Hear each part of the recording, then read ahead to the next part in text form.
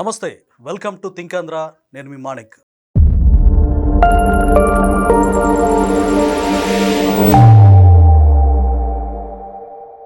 మనతో పాటు ఉన్నారు బీజేపీ సీనియర్ నాయకులు, టీటీడీ బోర్డు మెంబర్. ఈ పరకామణి కేసు కావచ్చు, ఈ తిరుమల తిరుపతి దేవస్థానంలో జరిగిన అన్యాక్రాంతాన్ని మొత్తం కూడా ఆయన వెలుగులోకి తీసుకొచ్చినటువంటి వ్యక్తి, మనందరికీ సుపరిచితులు, భానుప్రకాష్ రెడ్డి గారు. సార్ నమస్తే. నమస్తే గోవింద. సార్ చెప్పండి, నిజంగా ఈ తిరుమల తిరుపతిలో జరిగినటువంటి జగన్ హయాంలో జరిగినటువంటి ఆ ఉదంతాన్ని మొత్తాన్ని కూడా ఒక రకంగా మీరు మెయిన్ పిల్లర్ గా ఉండి బయటికి తీసుకొచ్చారు. సో మీరు తర్వాత జగన్మోహన్ రెడ్డి గారి వైపు నుంచి కూడా ఎలాంటి ఒత్తిళ్లు వచ్చాయి, బెదిరింపులు వచ్చాయి, మీరు ఒక రకంగా భావోద్వేగంగా ఫీల్ అయ్యారు. సో ఇప్పుడు అప్డేట్ దాని గురించి, తిరుమల తిరుపతి నేరస్తుల్ని బయటకు తీసుకొచ్చి శిక్షించే ఆస్కారం ఉందంటారా? ప్రజెంట్ దాని అప్డేట్స్ ఏమున్నాయి? ఖచ్చితంగా భగవంతుడి దగ్గర, వెంకటేశ్వర స్వామి దగ్గర తప్పు చేసిన ఏ వ్యక్తి కూడా తప్పించుకునే అవకాశమే లేదు.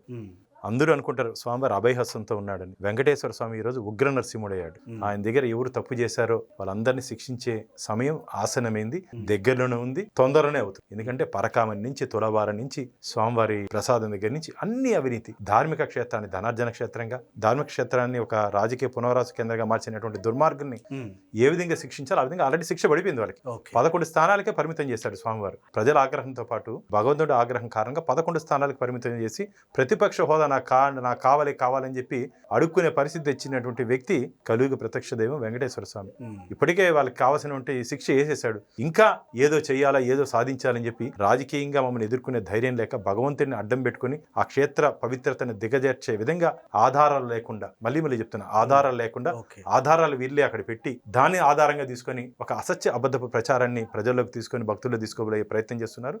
వారి ఆటని ఎటువంటి పరిస్థితులను సాగనివ్వం. రాబో రోజుల్లో ఇదే విధంగా వివరిస్తే శ్రీవారి భక్తులు తన్మే రోజు దగ్గరలోనే ఉంది. రైట్. అదే అంటే తాజాగా కూడా ఖాళీ మద్యం బాటిల్లు తీసుకెళ్లి అక్కడ వేయడం అంటే అంత సాహసం. ఒక రకంగా పవిత్ర స్థలంలో ఏదైతే మరి ఈ మద్యపానం సంబంధించి ఆల్కహాల్ అంతకుముందు జగన్మోహన్ రెడ్డి గారి హయాంలో ఎంత కుంభకోణం జరిగిందో, అంటే అఫీషియల్ గా 3,500 కోట్లు అని చెప్తున్నప్పటికీ కూడా 1,00,000 కోట్ల కుంభకోణం అంటూ, అంటే మద్యంలో వాళ్ళు కల్తీ మద్యం చేసి, కానీ అదే వ్యక్తులు ఈ రోజున సీసీ కెమెరాల్లో రికార్డ్ అయింది కాబట్టి సరిపోయింది. అక్కడ ఖాళీ మద్యం బాటిల్ వేసి ఇది కూటమి ప్రభుత్వం మీద విషం గక్కేటువంటి ప్రయత్నం చేశారు. దీన్ని ఎలా చూస్తారు? మీరు కానీ గమనించినట్టయితే పురాణాల్లో లోక కళ్యాణం కోసం హోమాలు చేస్తుంటారు. హోమాల్లో రాక్షసులు వచ్చి మాంస ముద్దలు వేస్తుంటారు. అలాంటి వ్యక్తులు వైసీపీ వాళ్ళు. లోక కళ్యాణం అంటే ఈ రోజు ప్రజల ఇష్టాలు, ప్రజల కష్టాలు తెలుసుకొని పనిచేసే ప్రభుత్వం మాది, కూటమి ప్రభుత్వం. మన చంద్రబాబు నాయుడు గారు, పవన్ కళ్యాణ్ గారు, మా రాష్ట్ర అధ్యక్షుడు మాధవ్ గారు, మేమందరూ ఆంధ్రప్రదేశ్ ని వికసిత ఆంధ్రప్రదేశ్ గా తీసుకోవాలని చెప్పి దృఢ సంకల్పంతో మేము ముందుకు పోతున్నాం.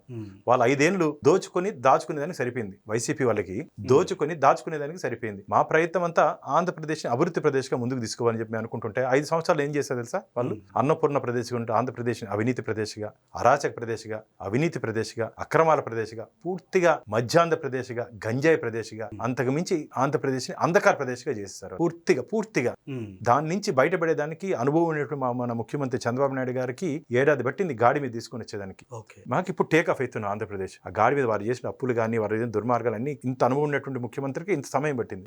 కానీ మేము కష్ట సాధింపు ధోరణితో పనిచేయకుండా ఆంధ్రప్రదేశ్ రాష్ట్రం కోసం మేము పనిచేస్తున్నాం. అది అర్థం చేసుకోకుండా వాళ్ళు ఎంతసేపు మా మీద బురద జల్లే ప్రయత్నం చేస్తున్నారు. రాజకీయంగా మనం ఎదుర్కొనే ధైర్యం లేక భగవంతుని అడ్డం పెట్టుకుంటున్నారు. సిగ్గు లేకుండా, బుద్ధి లేకుండా. కడుపుకు అన్నం తినేవాడు ఎవడైనా సరే మద్యం బాటలు తీసుకుపోయి కొండ మీద పెడతారండి. చాలా దారుణం. అంటే వాళ్ళకి భగవంతుడన్న నమ్మకం లేదు, విశ్వాసం లేదు, భయము లేదు, భక్తి లేదు. ఎందుకు భక్తి ఉంటుంది వాళ్ళకి చెప్పండి? వాళ్ళు యేసుని నమ్మే వారికి వెంకటేశ్వరుని మీద ఎందుకు భక్తి ఉంటుంది? అంటే హిందూ సోదరులు, నిజమైనటువంటి హిందూ సోదరులు జగన్మోహన్ రెడ్డి గారిని మళ్ళీ నమ్మి 2029లో గెలిపించే అవకాశం ఉందంటారా? ఎట్లా గెలిపిస్తారండి? మరి మేమేం వస్తాం రప్ప అని వాళ్ళు నినాదాలు చేస్తా ఉన్నారు. జంతుబళ్ళు ఇచ్చుకుంటేనో రక్తాలు ముఖం మీద చల్లితేనే గెలవరండి. ప్రజలు ఓటేస్తే గెలవాలి. ప్రజలు ఓటేయాలంటే నువ్వు మంచి పని చేయాలి. ప్రజలు ఓటేయాలంటే వారి మన్ననలు పొందాలి. ప్రజలు ఓటేయాలంటే వాళ్ళ మనసును దోచుకోవాలి. జగన్మోహన్ రెడ్డి గారు సొంత జిల్లాలో అన్నమయ్య డ్యామ్ కొట్టుకుపోతేనే అక్కడ నిర్వాసితులకు ఇంతవరకు ఏం చేయలేదు. ఒక రాష్ట్ర ముఖ్యమంత్రిగా నీ సొంత జిల్లాలో నిన్ను ఏ విధంగా నమ్ముతారయ్యా? 5 ఏళ్ళు నిన్ను ముఖ్యమంత్రిగా పెడితే ఏ రోజు ప్రజలకు అందుబాటులో ఉన్నావయ్యా? హెలికాప్టర్లో తిరిగే ముఖ్యమంత్రిగా నిలిచిపోయావు చరిత్ర. నువ్వు 5 తాడేపల్లి ప్యాలెస్ నుంచి నువ్వు ఏడికి బయట ఉన్న పరదాల మధ్య వచ్చే ముఖ్యమంత్రిగా నిలిచిపోయావు. హెలికాప్టర్లో గాల్లో తిరిగే ముఖ్యమంత్రి. ఆయన్ని తిరిగి ఎట్లా ప్రజల్లో తిరిగే ముఖ్యమంత్రి కావాలి. ప్రజల ఆశలు, ప్రజల ఆశయాల కోసం పనిచేసే ముఖ్యమంత్రి కావాలి. అంతేగాని ఆకాశంలో తిరిగే ముఖ్యమంత్రి ప్రజలకు అవసరం లేదు. కాబట్టి ముఖ్యమంత్రి అవ్వాలనే ఆలోచన కలగానే మిగిలిపోతుందని చెప్పి నా భావన. ఈ రోజు ఆంధ్రప్రదేశ్ రాష్ట్ర ప్రజలు మా ఇండియా కూటమికి బ్రహ్మరథం పట్టారు. పూల వర్షం కురిపించారు. ఆ పూల వర్షాన్ని కొన్ని దశాబ్దాలుగా ముందుకు తీసుకుపోతారు అని చెప్పి గట్టి విశ్వాసం ఖచ్చితంగా 29, 34, 39, 40 వరకు ఇంకెప్పుడు ఎప్పటి వరకు జగన్మోహన్ రెడ్డి కథ అయిపోయిందండి, ఇంకేముంది, ఫ్యాన్ రెక్కలు ఇంచేశారు, ఇంకా తిరిగే పరిస్థితి లేదు. ఊరికే పేపర్ల హెడ్లైన్స్ కోసము, పత్రికల హెడ్లైన్స్ కోసము, న్యూస్ల హెడ్లైన్స్ కోసము కొందరు వచ్చి మాట్లాడుతున్నారు తప్ప క్యాడర్ పూర్తిగా కనుమరుగైపోతుంది, లీడర్లు మాత్రమే మిగిలిపోతారు. సార్ ఫైనల్ గా చెప్పండి, జగన్మోహన్ రెడ్డి గారు పరకామణిలో జరిగిన దొంగతనాన్ని చాలా చిన్నదిగా ఆయన వ్యాఖ్యానిస్తూ, అలాగే తిరుమల తిరుపతి దేవస్థానం కల్తీలకు సంబంధించి A35 అక్యూజ్డ్ ఆయనకి కోర్టులో కూడా చుక్కెదురైంది. దీన్ని ఏ విధంగా చూస్తారు? అసలు వెంకటేశ్వర స్వామి అంటే జగన్మోహన్ రెడ్డి గారికి తెలుసా? వెంకటేశ్వర స్వామి చరిత్ర తెలుసా? తిరుమల చరిత్ర తెలుసా? ఆ 7 కొండల పేరు ఎవరిని అడగకుండా చెప్పమని చెప్పండి చాలు. వెంకటాద్రి, నీలాద్రి, వృషభాద్రి, శేషాద్రి, అంజనాద్రి, 7 కొండల పేర్లు కూడా పేర్లు ఎవరిని అడగకుండా చెప్పమని చెప్పండి. ఇప్పుడు మీరు ఫోన్ చేసి 7 కొండల పేరు చెప్పండి. ఆయనకి వెంకటేశ్వర స్వామి గురించి తెలియదు, యేసు గురించి తెలుసు. వెంకటేశ్వర స్వామి గురించి ఏం తెలుసు ఆయనకి? యేసు ప్రార్థనలు చెప్పండి, ఏ బైబుల్ తీసి చెప్పండి, చదువుకుంటాడు, చేతులు పెట్టుకుంటాడు. వెంకటేశ్వర స్వామి గురించి ఏం తెలియదు, చరిత్ర తెలియదు, అక్కడ ఉంటే విశ్వాసాలు తెలియదు, భక్తులు ఉంటే నమ్మకాలు తెలియదు.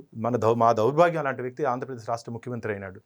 ఆయన అయిన కారణంగా 5 సంవత్సరాలు కొండని, మీరు నమ్మరు, తిరుమల క్షేత్రంలో ఏదేది జరగకూడదు అనుకున్నాను నేను కొన్ని మీడియా ముందు చెప్పలేకపోతున్నాను. ఏదేది జరగకూడదు అనుకున్నాను అన్ని చేసేసారు దుర్మార్గులు. దాన్ని కొన్ని బయట పెట్టింది, కొన్ని బయట పెట్టలేని విషయాలు ఉన్నాయి. ఆంతరంగికంగా మా అధికారులతో మాట దాన్ని సరిదిద్దుకుంటూ వచ్చేసాము.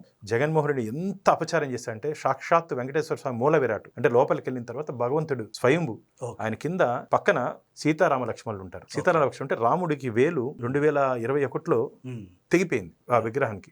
మా వైకాన సాగమ పద్ధతిలో ఏం చెప్తారంటే, ముహూర్తం కూడా చూడకుండా బంగారు వేలు తొడిగి సంరక్షణ చేసి పూజ చేయాలి. 3.5 సంవత్సరం ఆ దుర్మార్గులు సంరక్షణ చేయలేదు వాళ్ళకి. 3.5 సంవత్సరం మేము అధికారంలోకి వచ్చిన తర్వాత మేము చేసాం. అంత దుర్మార్గపు ప్రభుత్వం, అంత దుర్మార్గపు వ్యక్తి ఆ పార్టీలో ఉంటే వ్యక్తులు, భగవంతుడికి అపచారం చేసిన వాళ్ళు ఇంకా ప్రజల పక్షాన ఏ విధంగా ఉంటారు చెప్పండి?